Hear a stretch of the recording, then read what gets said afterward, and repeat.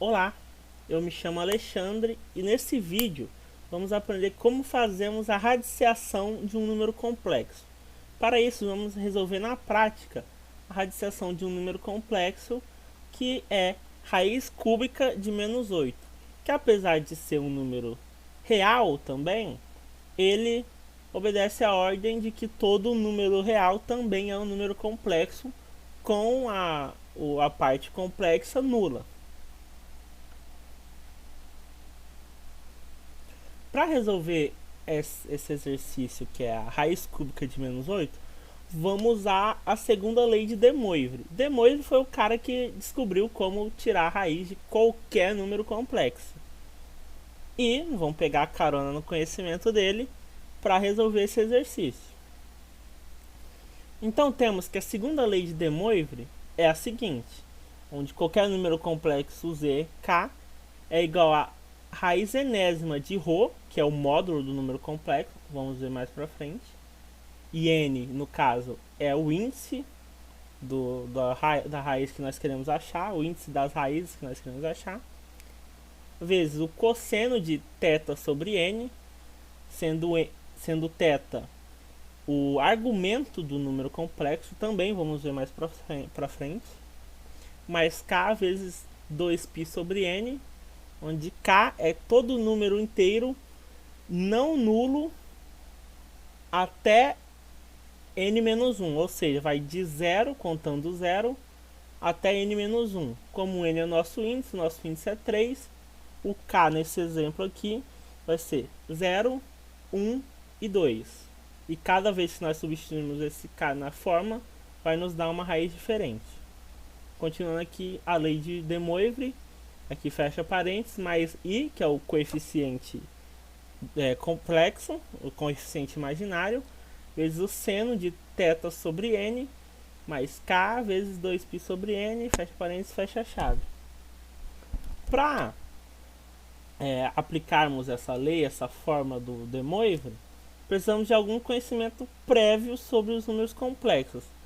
Primeiro, que todo número complexo pode ser escrito na forma de a, que é a parte real, mais b vezes i, que é a parte imaginária. No caso, o nosso menos 8 aqui, ele não tem a parte imaginária. Se nós fôssemos substituir nessa forma, como vemos aqui, teríamos que ó, z é igual a mais b vezes i. O nosso menos 8 vai ser menos 8, que é a parte, que é o a, que é a parte real, mais o 0i, que é a parte imaginária, que é nula no caso do menos 8. Ou seja, todo número real é também um número complexo com a parte imaginária nula. Não. Para tal também vamos precisar saber o valor do θ e do ρ, sendo que os demais valores, como n e o π, são valores já conhecidos que nós não precisamos calcular. Eles já dão no exercício. Né? No caso do π é uma constante universal. Tá. O ρ, representado por essa letra grega que parece um P, é o modo do número complexo. O que significa o modo do número complexo? Na fórmula aqui, o modo do número complexo é a raiz quadrada da parte real ao quadrado mais a parte imaginária ao quadrado, sem o i, apenas o número, apenas o b, sem o coeficiente i. Graficamente, isso é bem mais fácil de entender. Vamos aqui no GeoGebra. Ó, esse aqui é um plano cartesiano comum, mas ele é muito semelhante ao plano Argand-Gauss, que é o plano complexo.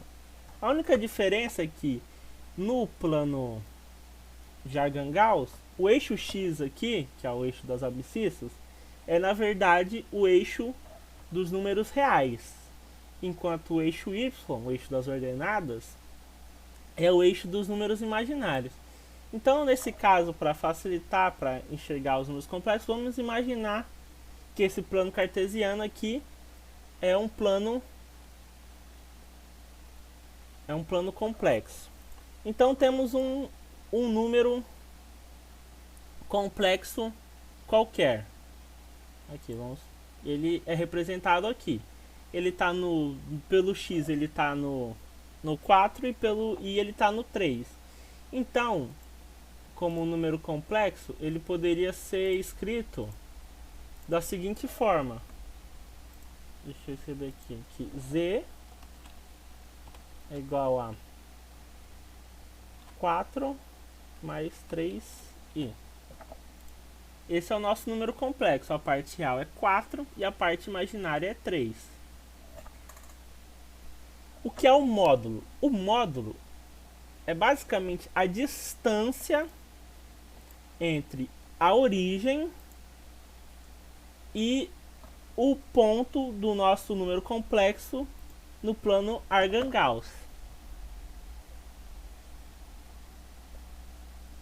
Deixa eu ver se eu consigo mudar o nome desse ponto aqui. Seria melhor se ele fosse Z. Aqui, Z. Aqui, só por termos de representação. Então, o módulo é essa distância. E como é uma distância, é sempre positivo. Se nós percebermos aqui, vemos que isso daqui forma um triângulo retângulo. Deixa eu pegar outro segmento de reta aqui, na verdade. E como isso é um triângulo retângulo, para descobrir isso daqui, podemos calcular o teorema de Pitágoras, que vai ser a soma dos quadrados dos catetos é igual ao quadrado da hipotenusa. E é exatamente a fórmula que aparece aqui, que é a ao quadrado mais b ao quadrado. Aqui, ó, aqui seria o a ao quadrado mais o b ao quadrado vai ser igual ao quadrado da hipotenusa, que é isso daqui. Então já está a fórmula aplicada e simplificada. Vamos voltar lá. Então esse é o argumento. Já calculamos para o nosso exercício em especial. O θ, ou o argumento, é no plano Argand-Gauss o ângulo entre a reta que passa pela origem e pelo complexo Z e a reta que define o eixo dos reais. Vamos voltar lá no GeoGebra para entender isso. Aqui, ó. Temos a reta que passa pela origem e pelo nosso número complexo. E temos a reta do eixo dos reais. Então, o argumento do ângulo é o argumento do número complexo é o menor ângulo, né, entre essas duas retas. Ou seja, vamos pegar aqui. Nesse caso aqui,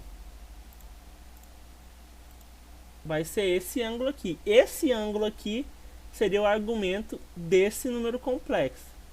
E para calcularmos isso algebricamente, nós vamos pelas medidas do cosseno e do seno e talvez, se for mais necessário, também a medida da tangente. Com isso, ou nós podemos usar uma calculadora para fazer a função arcosseno e nos devolver o valor do ângulo que nós queremos, ou podemos utilizar o círculo unitário, caso seja um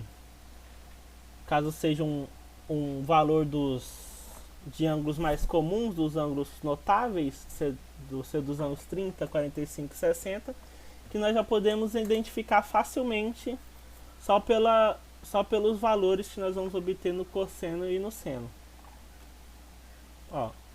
Então vamos fazer o nosso exercício. Já sabemos o que é o θ, o que é o ρ, o que é o n, o que é o k e o que é o π.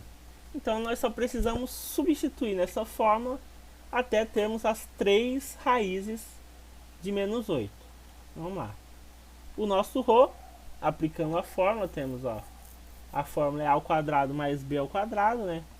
Aqui no caso do nosso exemplo, é menos 8 ao quadrado mais 0 ao quadrado, que vai dar 64. a raiz de 64 é 8, né? Raiz e potência de 2, os dois se anulam. Então temos que nosso módulo é 8. E o nosso argumento, ó, o cosseno vai ser A sobre Rho, que vai ser menos 8 sobre 8, que vai dar menos 1. E o seno de θ vai ser o B, que é a parte imaginária, sobre Rho, ou sobre o módulo, que vai ser 0 sobre 8, que vai dar 0. Então, nosso ângulo, nosso argumento, que é um ângulo, ele possui cosseno menos 1 e o seno 0. Se nós olharmos no plano unitário, isso é facilmente percebido. Vamos lá. Ó, sabemos que no plano trigonométrico, no círculo unitário, o eixo x é o cosseno. É o eixo do cosseno. E o eixo y das ordenadas é o seno. E o nosso θ, o nosso ângulo θ, ele está no eixo trigonométrico, está nas coordenadas menos 1 e 0. Isso era para ser um θ, desenho 8. Aqui, melhor. Então, o nosso θ vai estar... aqui faltou um N. Vai estar exatamente aqui. E esse aqui, pelo círculo unitário, ele é o ângulo de 180. Então, descobrimos que o nosso argumento é 180. Então, vamos lá, temos todas as informações, só precisamos agora substituir na fórmula. O nosso N, o próprio exercício dá, é 3. O Rho, nós calculamos, é 8. O K, então já falei, todo número inteiro não negativo até n-1, então vai ser 0, 1 e 2. O nosso Rho nós calculamos é 180. Poderíamos fazer essa conta em radianos, mas a minha preferência é fazer em graus, né? Aí nesse caso transformaríamos o Rho, que é 180, para π. E o π, como eu prefiro fazer em graus, nós transformamos ele para graus, que o π é metade da circunferência, né? Uma circunferência no círculo unitário, uma circunferência de raio 1 é 2π, e meia circunferência de raio 1 é π, então é 180 graus. Vamos substituir agora então os valores. Ó, temos aqui zk, antes de substituir o k, nós substituímos primeiro os outros, né? Vão ter raiz cúbica de 8 vezes cosseno de 180 graus dividido para 3, mais k vezes 2 vezes 180 sobre 3, mais i vezes seno de 180 sobre 3, mais k vezes 2 vezes 180 sobre 3. Fica assim. Aí já simplificando, né, temos que a raiz cúbica de 8, como estamos falando de módulo, ela tem que ser uma distância positiva, então no caso vai ser 2. Vamos usar o 2. Aqui simplificando, vamos ter o cosseno de 180 sobre 3, que é 60, mais k vezes 2 sobre 3 vezes 180, que vai dar 120. E aqui a mesma coisa, mais i vezes seno de 60, mais k vezes 120 graus. Vamos substituir o zero então, 2 vezes cosseno de 60, mais 0 vezes 120. Então essa parte aqui, como k é 0, por enquanto não vai contar de nada. E ela vai ser basicamente cortada, né, porque 0 vezes 120 vai dar 0. E no final vamos ter aqui 2 vezes cosseno de 60, mais 60 graus, mais i vezes seno de 60 graus também, faltou o símbolo de graus aqui. O cosseno de 60 é 1 sobre 2 e o seno de 60 é raiz de 3 sobre 3, né, pela a tabela dos ângulos notáveis, sabemos isso. Fazendo a multiplicação, temos que a primeira raiz de menos 8 é 1 mais i raiz de 3.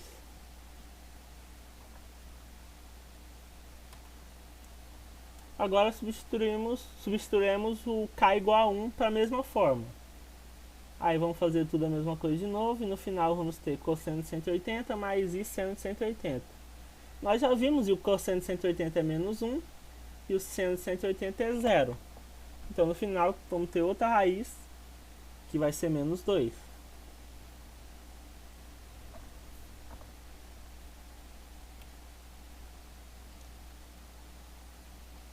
Aqui eu errei, mas é para ser um Z2 aqui.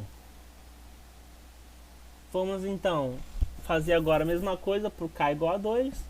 E vamos ter cosseno de 300 mais seno de 300. O cosseno de 300 vai ser 1 sobre 2. E o seno de 300 vai ser menos raiz de 3 sobre 3. O que vai nos dar 1 menos 1 raiz de 3. Menos I raiz de 3. Então temos nossas... Então, assim descobrimos as 3 raízes da raiz cúbica de menos 8. Aqui era para ser um Z1 e um Z2, mas eu acabei confundindo.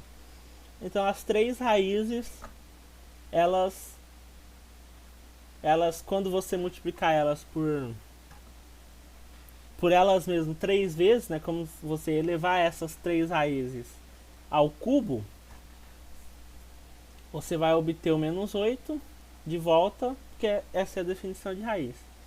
E uma coisa que é importante, que é legal observar, que sempre que o número aqui na raiz só tiver parte real, todas as raízes complexas vão ser conjugadas uma da outra.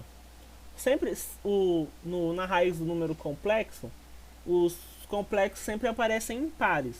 Mas se a parte for apenas real, esses pares vão ser sempre conjugados um do outro. Que é basicamente onde a parte imaginária de um vai ser positivo e a parte imaginária de outro vai ser negativo. Ou seja, eles são pares conjugados um do outro. E outra coisa importante também da radiciação dos números complexos é que sempre as raízes vão ser pontos de uma mesma circunferência. Deixa eu sair aqui e mostrar também no GeoGebra. Temos aqui as 3 raízes, né? Temos aqui as 3 raízes. Imaginando ainda que isso é um plano complexo. Ó, temos o ponto A, que é o menos 2, 0, que a parte real é menos 2. E a parte imaginária é 0, que é uma das raízes. E temos as outras duas, que a parte real é 1 nos dois, e uma parte imaginária é menos 3, e a outra é raiz de 3. É menos raiz de 3 e a outra é raiz de 3. Quando plotamos isso no GeoGebra, ou num gráfico, né, num plano complexo, nós obtemos que esses 3 pontos pertencem a uma mesma circunferência. E isso sempre vai acontecer, independente de qual for o número complexo e qual for o índice da raiz, né? O índice da raiz, na verdade, vai só mudar o número de raízes que ele vai ter. Se fosse uma raiz sexta de menos 8, aqui nós teríamos 6 raízes, 6 pontos que seriam todos raízes do número menos 8. E eles também vão ser sempre equidistantes um do outro, né? Não importa o número de índices que tiver na raiz. Essa é uma forma bem matemática, bem segura de você perceber se você acertou no seu exercício, porque se um desses pontos não atendesse a essas características, o exercício estaria errado. E no mais, foi assim que você calcula a raiz cúbica a raiz enésima de qualquer número complexo. Muito obrigado pela atenção, um abraço.